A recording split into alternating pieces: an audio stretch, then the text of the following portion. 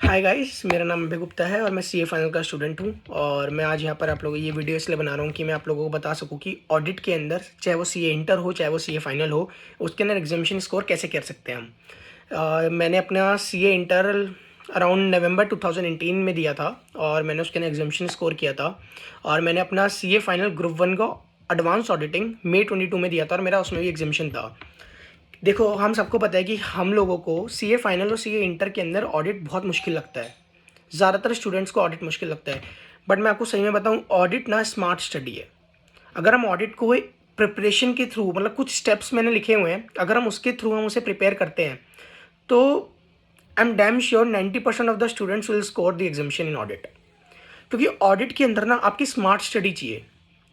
तो मैं आपको इस वीडियो के अंदर सारी चीज़ें डिस्कस करूंगा कि आपको कौन सा मटेरियल यूज़ करना चाहिए, आपको किस चैप्टर्स के ऊपर क्या फोकस के संग पढ़ना चाहिए, आपकी किस चैप्टर पे क्या स्ट्रेटेजी होनी चाहिए, आपको एमसीक्यूज़ कैसे टैकल करने हैं और आपको पेपर में कैसे काम लिखना है। पेपर, मेरा फ्रेंड है वो आईपीसीसी अभी तक दे रहा है, उसका सेकंड ग्रुप आईपीसीसी का स्टिल ड्यू है, मतलब वो नहीं निकल रहा है बिकॉज ऑफ ओनली ऑडिट।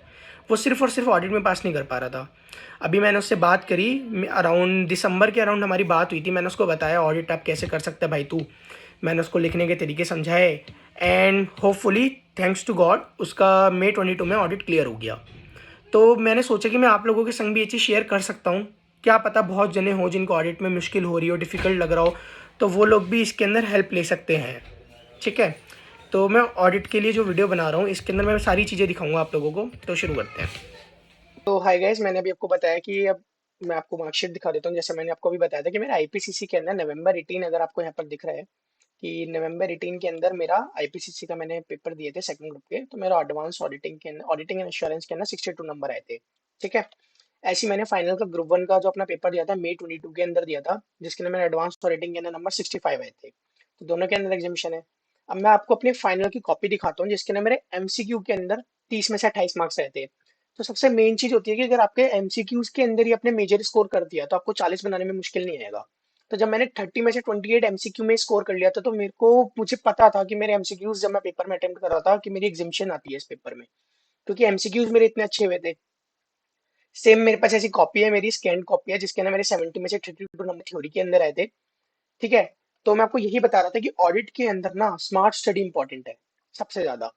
जितने भी हम थ्योरी पेपर्स प्रिपेयर करते हैं ना, अगर हम उसमें स्मार्टली स्टडी करते हैं, स्मार्टली प्रिपेयर करते हैं ना, तो एग्जामिशन आपकी आ ही जाएगी। कोई स्कोप ही नहीं है एग्जामिशन ना आने का, अनटिल अनलेस आईसी ऐसा पेपर बना बच्चों को फेल ही करना है। ठीक है, तो मैंने इसके लिए कुछ स्टेप्स लिखे थे जो कि मैं आप लोगों के संग शेयर करना चाहूंगा। जैसे पहला स्टेप मैंने focus only on study material of ICI. ICI का जो स्टडी मटेरियल है ना, ICI most of the MCQs ना वहीं से बनाता है डायरेक्ट।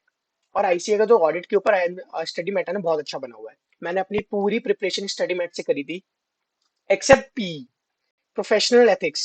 वो मैंने स्टडी मेट से नहीं किए थे, वो मैं बता दूंगा मैंने किस टीचर के रेफर किए थे। आप उस टीचर से कर सकते हैं जिससे आपने क्लासेस लिए, आप उससे कर सकते हैं, किसी से भी कर सकते हैं।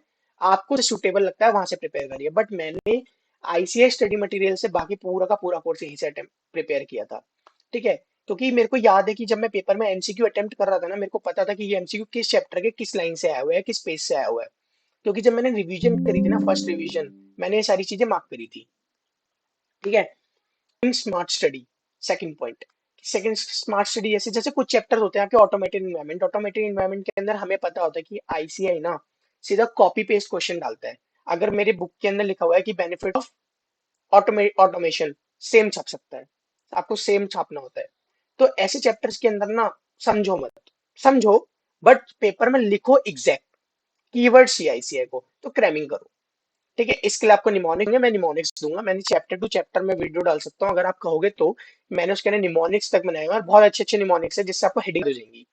और एक एक कीवर्ड आपको याद करना पड़ेगा और वो आपको लिख के आने पेपर के अंदर। आसपास के जो सेंटेंस है वो आपको फ्रेम करने होंगे, वो एक सीएफएल का स्टूडेंट फ्रेम कर सकता है। ठीक है, तो ये स्मार्ट स्टडी आपको करनी पड़ेगी। तीसरा पॉइंट, उन चैप्टर फोकस करो जिनको बच्चे पढ़ते ही नहीं है। जैसे इंश्योरेंस चैप्टर बच्चे छोड़ देते हैं, बैंकिंग छोड़ देते हैं, ऑटोमेटेड इन्वायरमेंट मेरे कितने दोस्तों ने छोड़ा था। तो ऐसे चैप्टर जिसमें से आपका स्कोर बहुत ईजी होता है, बस आपको थोड़ा स्मार्टली प्रिपेयर करना होता है, बहुत इजीली स्कोर होता है, उन चैप्टर्स के ऊपर फोकस करेंगे। मैं आपको चैप्टर टू चैप्टर वीडियोस दूंगा कि मैं अपना पूरा स्टडी मैट जिससे मैंने प्रिपेयर किया था, मैं उसको पूरा स्कैन करूंगा और मैं उसको पीडीएफ के यूट्यूब पर डालूंगा। ठीक है, मैं आपको दिखाऊंगा उसमें कि मैंने क्या क्या निमोनिक्स बनाए थे, कैसे कैसे प्रिपेयर किया था, और आप उसको देख के प्रिपेयर करो। मैं बता रहा हूँ आपको, बहुत यूजफुल होगा और ऑडिट तो बहुत आसानी से प्रिपेयर हो जाएगा। ठीक है, चौथा पॉइंट इसके अंदर लिखा हुआ हाउ टू टैकल एमसीक्यू। मैंने आपको बताया एमसीक्यू आईसीआई मटेरियल से ही बनते हैं। आप कितने भी टीचर्स के एमसीक्यू की बुक ले लो, 100 100 200 200 एमसीक्यू सॉल्व कर लो, प्रोबेबिलिटी 1% है कि वो सेम होगा जो आईसीआई बनाएगा, क्योंकि आईसीआई अपने स्टडी मटेरियल की एक लाइन उठाता है, उसमें से एक वर्ड मिसिंग कर देता है और आपको ऑप्शन में दे देता है। आईसीए का जो एमसीक्यू का लेवल है ना, बहुत अच्छा होता जा रहा है, क्योंकि वो बहुत माइनर माइनर लाइंस उठाते हैं, वो छोटी छोटी लाइंस जो कि एक डब्बों के अंदर लिखी होती है या फिर पेज के बिल्कुल एंड में कहीं पर लिखी होती है, और वो एमसीक्यू बना देता है उस लाइंस को। मैं आपको मे 22 के एमसीक्यूज दिखा सकता हूँ, मैंने अपनी बुक के अंदर आके मार्क करे थे कि ये मेरे एमसीक्यू आए थे मे 22 के अंदर। तो मैं आपको यही बता रहा था कि ऑडिट के अंदर आप अच्छा प्रिपेयर कर सकते हो, अच्छा स्कोर कर सकते हो अगर आप प्रिपेयर अच्छा करते हो। उस प्रिपेयर करने के लिए आपके पास मटेरियल अच्छे जो कि आईसीए का है। पीई का कपिल गोयल सर का मटेरियल मैंने रेफर किया था, मैंने पीई उसी से पढ़ा था। ठीक है। सेकंड, आपको स्मार्ट स्टडी करनी पड़ेगी, हर चैप्टर को समझा नहीं जा सकता या सिर्फ समझ के लिखा नहीं जा सकता, आपको क्रैम करना पड़ेगा। क्रैमिंग के लिए आपको निमोनिक्स चाहिए होंगे, आप पूरे पूरे सेंटेंसेस को क्रैम नहीं कर सकते, कुछ बच्चे वो भी कर सकते हैं, and that's good, that is very good. But अगर आप पूरा पूरा क्रैम नहीं कर सकते तो आप निमोनिक्स पे प्रेफर करें, जो कि मैंने भी किया, क्योंकि निमोनिक्स बेटर है।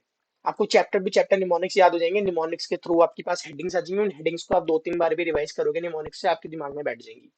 तीसरा पॉइंट, आपको उन चैप्टर्स पे भी फोकस करना है जो बच्चे छोड़ जाते हैं, हमें नहीं छोड़ना, हमें स्कोर करना है, हमें एग्जामिशन चाहिए, कर लेंगे। ठीक है। चौथा पॉइंट, एमसीक्यू। अगर आपके एमसीक्यू आपके पेपर में 15 20 मिनट में आपको पता है ना आपको एमसीक्यू आते हैं, तो आपका कॉन्फिडेंस वैसे ही बहुत ऊपर चला गया।